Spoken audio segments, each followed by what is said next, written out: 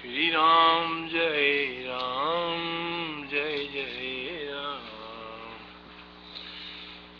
213 सर्ग श्री वशिष्ठ जी ने गाए। शत्रुनाशक श्री रामचंद्र जी आत्म तत्व के द्वारा जब मुझसे पूछा गया आत्म तत्व विषय, अन्य रामावतार में भी आपने मुझसे पूछा था।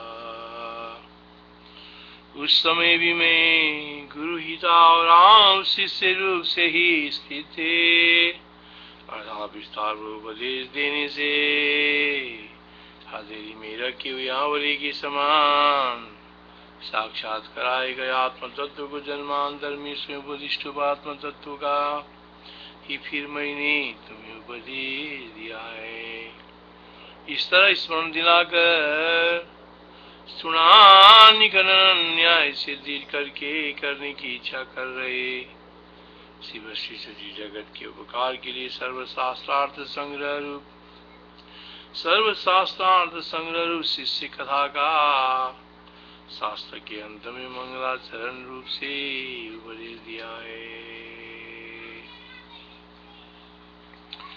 वशिष्ठ यथा यत् पृष्ठवानन्दे तु मामरी सुन्दर शिष्येणैव सदा पूर्वमहं पृष्ठो गुरुस्त्वया। किसी पूर्व कल्प में आप राम थे, मैं वशिष्ठ था। उस समय भी आपको वैराग्य हुआ था, आज आप मेरे समीप वन में आए थे तथा मुझसे प्रश्न किया था इत्यादि रूप ये चित प्रतिभा गुरु शिष्य रूप से आज की तरह हुई थी। पुरा कल्पे ही कस्मिन् स्थितत्तो महात्माधिकात्मिका आसीदियं चित प्रतिभा गुरु शिष्यात्मना। ये वत्स श्री रामचंद्र जी वहाँ पर भी मैं गुरु था और आप शिष्य थे। मेरे सामने बैठकर उदार बुद्धि वाले आपने अबुद्धि की तरह आपने मुझसे पूछा था। गुरुस्तत्राहम अभवम शिष्यस्तु मामवस्था पृष्ठवान माम तमग्रसे इदमुद्नाम धीरधि। शिष्य ने गाये गुरुवर संपूर्ण जगत के विषय में मेरे इस महान संदेह को आपसे निवेदन करता हूँ, इसे आप निमित्त करने की कृपा करे। महाकल्प में कौन वस्तु नष्ट होती और कौन नहीं। शिशिवा सर्वस्य भगवन् चिन्दी ममे ममादिजं जयं किं नस्ति महाकल्पे किं वस्तु न विनजने।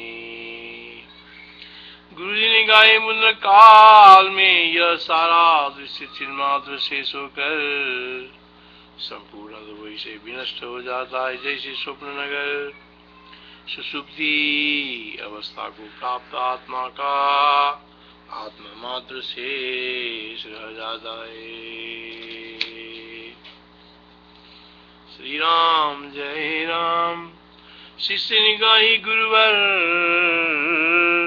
संपूर्ण जगत के विषय में मेरा इस महान संदेह की आपसे निवेदन करता हूँ, इसे आप निमित्त करने की कृपा करे। महाकल्प में कौन वस्तु नष्ट होती है कौन नहीं। शिवाज सर्वस्य भगवन् चिन्दी ममे ममति संशयं किं नस्ति महाकल्पे किं वस्तु न विनश्यति।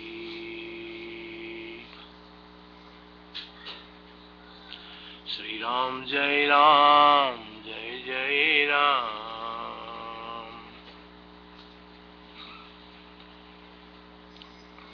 गुरुजी ने कहा, हे पुत्र, काल में ये सारा दृश्य चिन्मात्र शेष होकर संपूर्ण वैसे ही विनष्ट हो जाता है जैसे स्वप्न नगर सुषुप्ति अवस्था को प्राप्त आत्मा का आत्मा मात्र शेष हो संपूर्ण दया शीघ्र विनष्ट हो जाता है।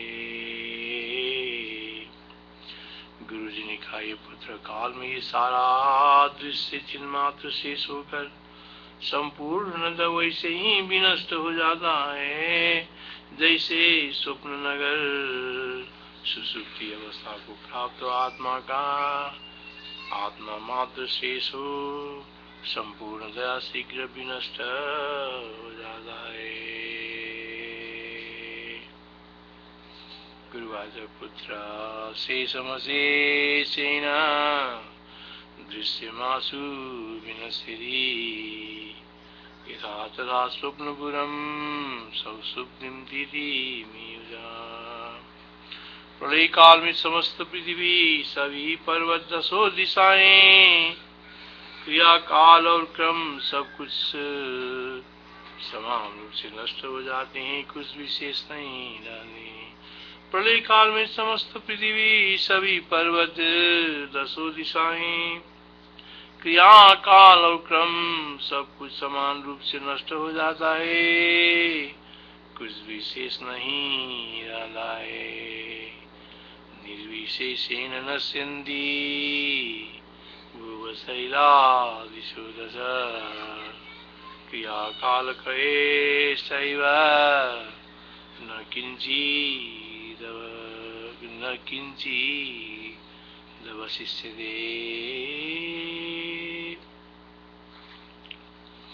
सब भूत नष्ट हो जाते हैं। सकल जगतों का भान के साथ आकाश का भी अव्याकृत में लय होने से नाश हो जाता है, क्योंकि भोग्य की स्थिति भोक्ता की स्थिति के अधीन है। प्रलय काल में भोक्ता का ही संभव नहीं है।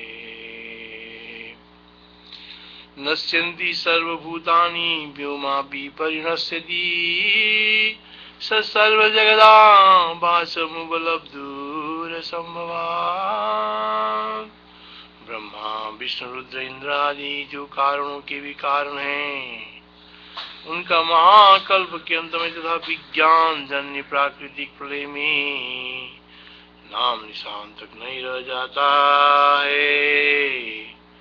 अतः वे भोग्य वस्तु के भोक्ता कैसे रहेंगे।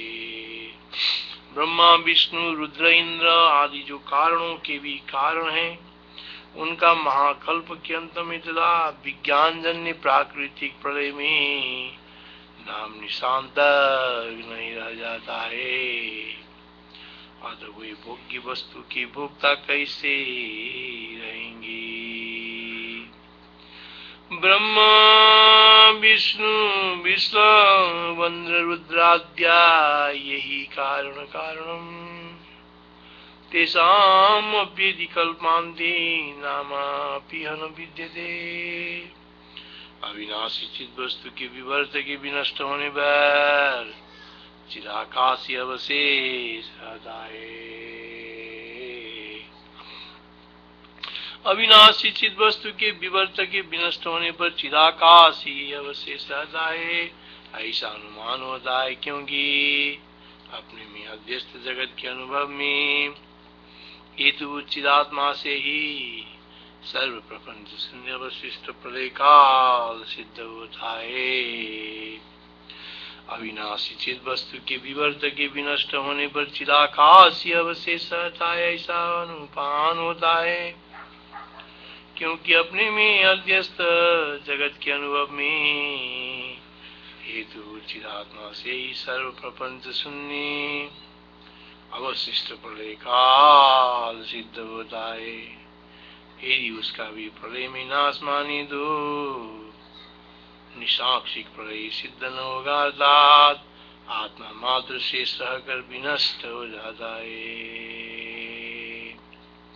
शिष्यते ही चिदाकाश व्ययस्यानुमीयते तत्कालो शेषतानेन सर्गानुभवेदुना। शिष्य ने कहा, ही गुरुवर, असत पदार्थ का सत्ता नहीं है और सत पदार्थ का अभाव नहीं है, ये नियम है, ऐसा परिस्थिति में यह विद्यमान सद विशाल जगत कैसे कहाँ चला जाता है। ये ऐसी परिस्थिति में विद्यमान सद विशाल जगत कैसे कहाँ चला जाता है। शिष्यवादिना सतो विद्यते भावो ना भावो विद्यते सदा इदं तत्कथमा भोगी विद्यमानं को गच्छति। श्रुति प्रत्यक्ष अनुमान स्मृति आदि से जगत का नाश सिद्ध है। श्रुति प्रत्यक्ष अनुमान स्मृति आदि से जगत का नाश सिद्ध है, अतः उसका अपलाप नहीं किया जा सकता है। इसलिए उक्त श्रुति प्रत्यक्ष अनुमान आदि के बल से स्थूल दृष्टि से सत्य प्रतीत का ही अपलाप किया जाता है। इस प्रकार कोई दोष नहीं है।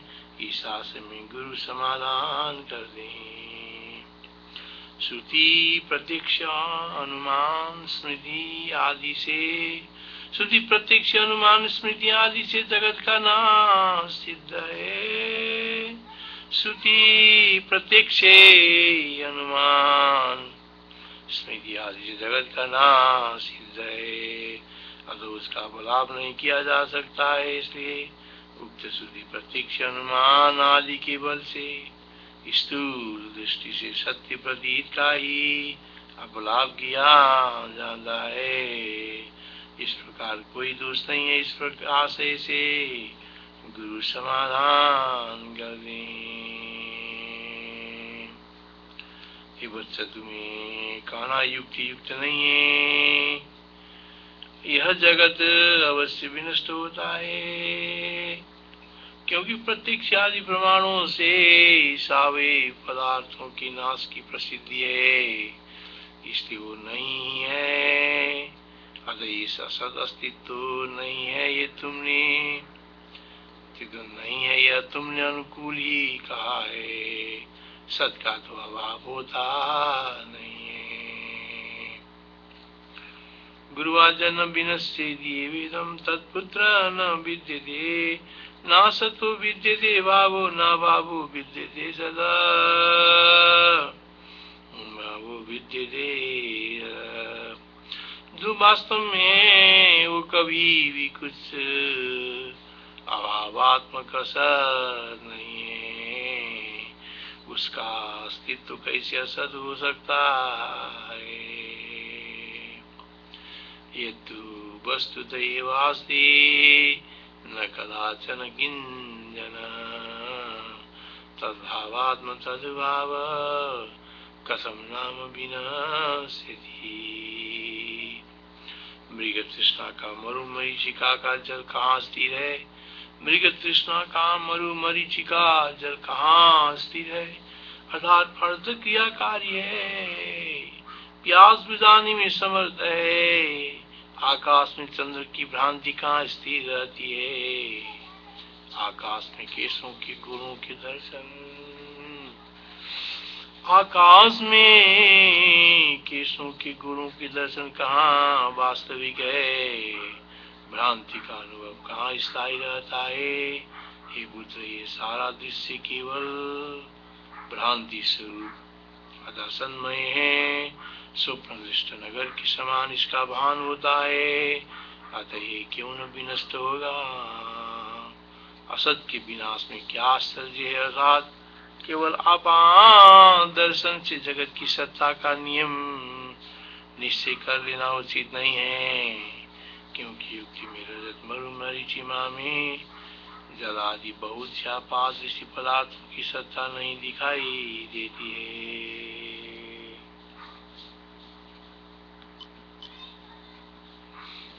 भैया जी